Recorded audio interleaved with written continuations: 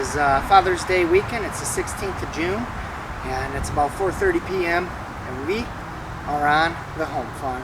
It's 86 degrees right now, and there's a little bit of work that I want to have done around here, so I figured I'd do this real quick and show you guys what I'm doing today. I got some cameras. I got one here. As you can see, something, probably a squirrel or maybe even a raccoon, knocked the camera, knocked the antenna over on it.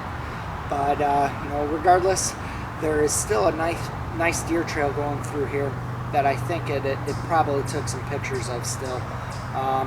This trail here goes parallel to a stand that we call behind the barn stand, and I'm really curious as to see when these deer are using this trail.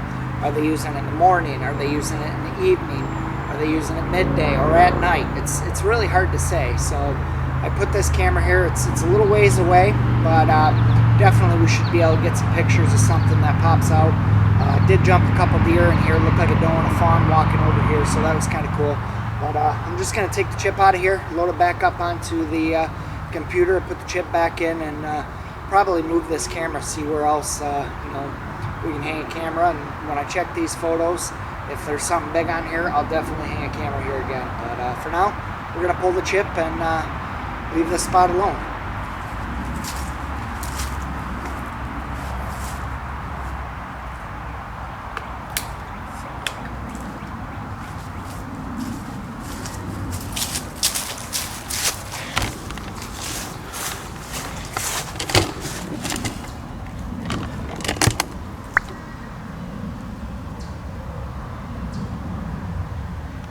Looks like we had 572 pictures on this camera. I put this one out, I want to say it was April, so definitely could be some bone on there. So we're going to load the card and see what's up.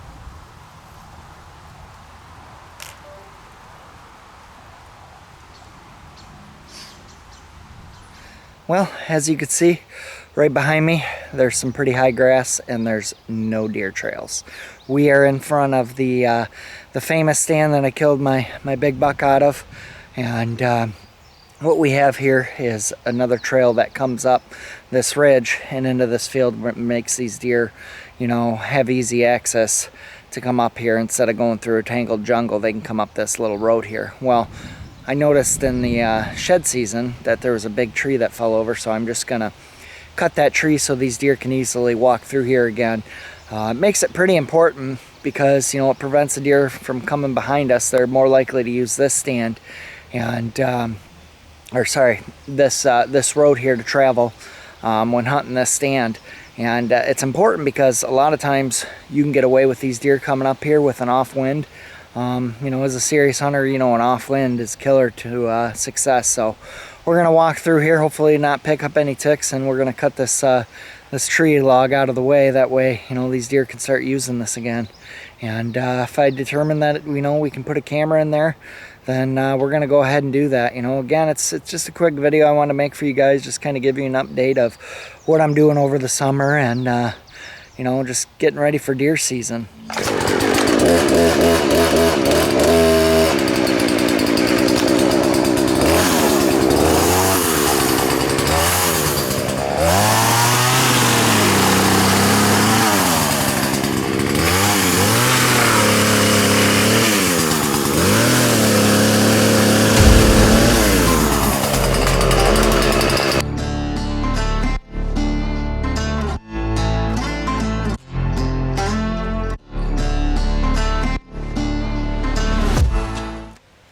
It's a tangled jungle in here, as you can see. I just wanted to cut the two dead trees down that were falling over, that allow these deer to come on through here again. So I think we accomplished that today. Very minimum work. And like I said, this is going to help give us a off wind, and it'll put it right in front of the turnaround stand there as a nice funnel. So hopefully it'll pay off this October or November. Hell, maybe even December. You just never know.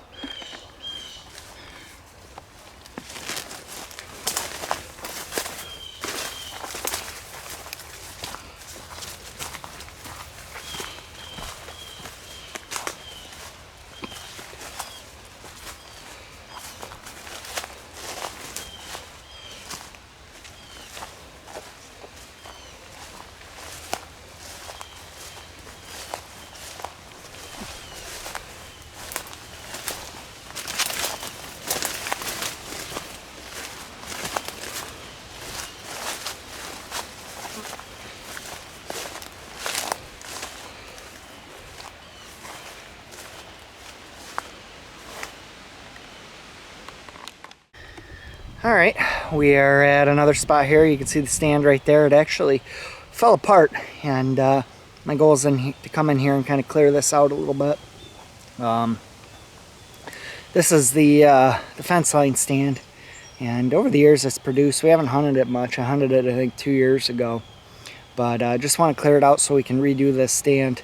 And really, it's just kind of, it's like looking at the blueprint and doing, you know, a little bit of work, prep work before, you know, the main work starts, because we're going to come in here in July. Hopefully we'll have a cool day and we're going to hang some stands and do some work on some stands. But this needs to be cleared out, so that's what I'm going to do right now. I got the machete. It's not terrible, which is nice, but that'll make it easy for us to get in and out of there when we're hunting, and also when we are hanging this stand back up. So let's get to work.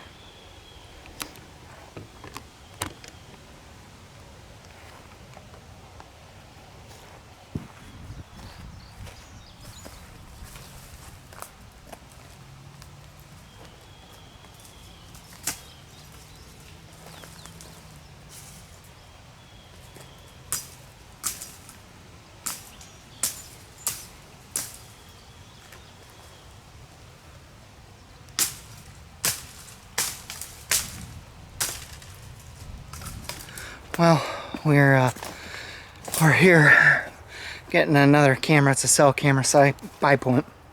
Sends 100 free pictures a month, so I figured I'd put it up, and I put it in this jungle here. Took me a moment to find it again because it's thick in here, but there's so much sign. But unfortunately, I think I'm gonna end up pulling it because I get so many false pictures due to the overgrowth and all the bushes, especially when it's windy, and even when something comes by, you know, it's out of distance, so it's hard to see what it is. But there's definitely sign all over in here. I finally found the camera right here after about 10 minutes of looking. I mean, it all looks the same, but there's a nice creek that runs through here, and the deer, you know, they drink out of it, but not as much as you'd think. You know, they don't really like that running water. They kind of like the stagnant stuff. But there's not as many trails going to, you know, the water as I thought, especially with it being, you know, almost 90 degrees today. I figured these deer would be using that more, but they're not. So I think I'm gonna pull this camera and move it. I might move it back up front and by the behind the barn stand again and monitor that, because that had some nice pictures there. So we'll see what happens. I might move this, you know, even on the other side of the property. I just gotta see what the deer sign looks like, but it's all about inventory for now. So let's get this camera and get on out of here.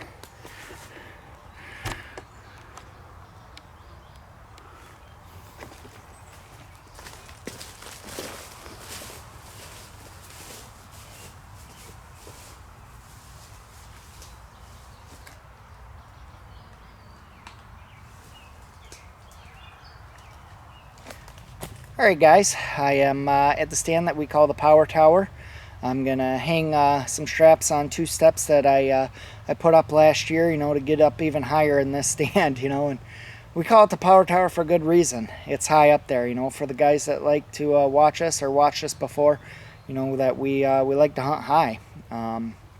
There's definitely some advantages of it. One, you're out of the deer's view, and 2, you know, John Eberhart, you look at him, he's always talking about how high he hunts. Well, it's because of the wind, you know, you can get away with a lot more, and we believe in that, so we hang our stands high. You know, we got one called the Eagle's Nest, one called the Power Tower, because they're both super, super high. I mean, the strap for the safety harness is about probably 10, 11 feet over my head on ground level. That's how high this is, so this is pushing 40 feet. But I'm going to go up there with my straps and hang them, because I definitely want to hunt this year. You know, I had a nice 8-point or 9-point. Kyle ended up shooting them gun season, and you know, he came by this stand, so I want to definitely make sure it's good to go come hunting season. So let's get up in the tree and hang these steps. Well, got another camera here, and we're gonna just take the chip, and then we're going to put it on the computer and put it back here. This old logging road here has a lot of activity all season long, so I want to keep this camera out. Maybe I'll switch it out for a cell camera later on, but for now, we're just going to use the regular camera. It's kind of fun going back and checking pictures. So I'm going to change that out right now and see if it needs some batteries and move on to the next spot.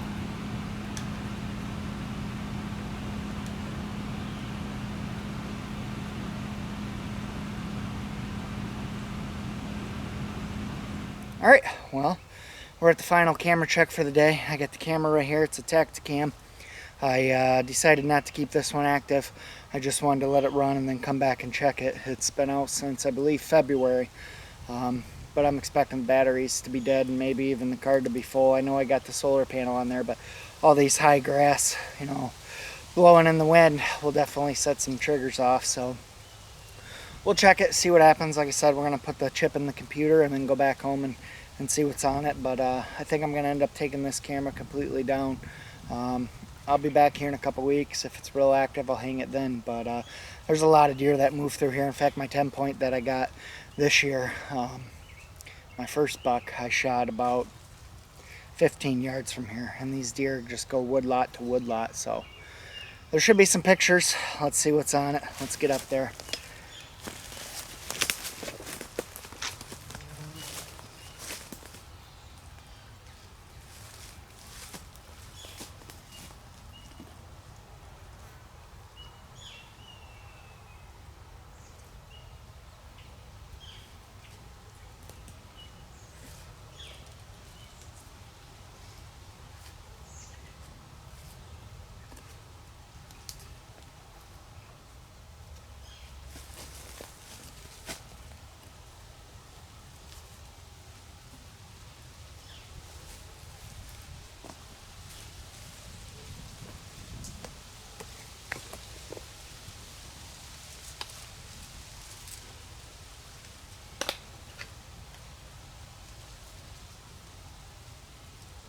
Alright, so I got a few more cameras I'm going to hang up. Got this Tacticam here. I'm not going to activate the service or anything. I'm just going to put it here. And by here, I mean behind the barn. You know, I had that camera, the spy, or another Tacticam up front, and I was monitoring what kind of deer were using that trail that's parallel to the behind the barn stand. Well, I went and I got my spy point and I wasn't really sure where to put it, so I think I'm going to actually take and put it in the exact tree that I had that Tacticam and put this one here and see what kind of correlation there is for deer that are using that trail and deer that are coming out here to stage. I think it'll be very interesting information, and maybe I'll save that for another video to, to post my results. But we're going to hang this. It's really nothing special. It's the side of a ridge here, and it slopes down and then comes up into the apple trees. There's some grass and things like that, but these deer definitely use it, especially during the rut and the afternoon hours. So like I said, we're gonna put this out and see what kind of deer we get, see what's using it, and see what kind of correlation there is from here to the spy point that I'll have about 60, maybe 70 yards away, if that. So let's get this hung up and we'll go over there and hang that spy point.